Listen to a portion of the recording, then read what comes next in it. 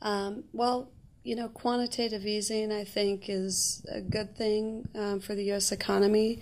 The Federal Reserve took very measured steps, and, they have the possibility of changing policy over time, but I think it'll help, keep rates low and try and push more investors out on the yield curve and look for riskier assets, and I think that's one of the goals of the Federal Reserve through quantitative easing.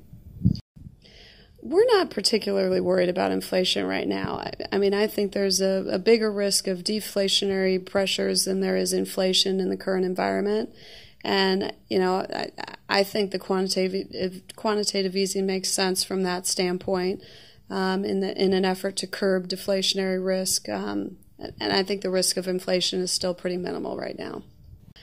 We feel like the election and changes that occurred last week with the election are going to be positive for investors. You saw a broad Republican win in the House, and we now have a divided Congress with the Democrats controlling the Senate, Republicans controlling the House.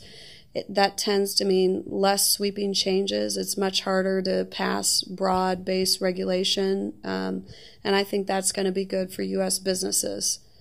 Just a more consistent environment with which U.S. businesses to operate in. We think that the U.S. economy is in an environment of slow, positive growth. 1% to 2% type GDP is something that we think is in the cards for the U.S. economy.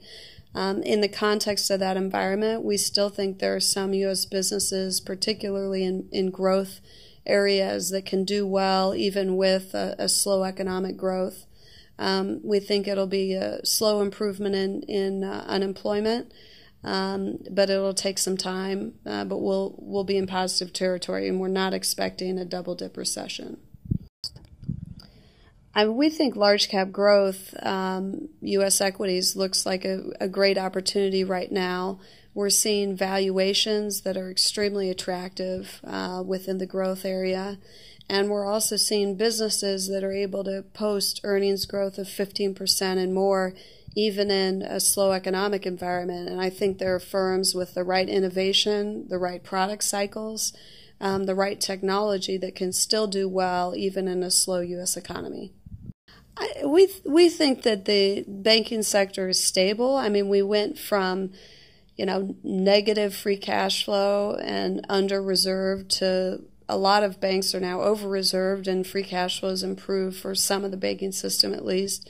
We think it's a stable environment for banks, but we think that return on equity and returns for banks are going to be lower than pre-financial crisis because of all the regulatory changes. And so I think that'll make it, still a little bit of a challenging environment from an investment standpoint. But from a banking stability standpoint, we feel like there's been huge recovery already.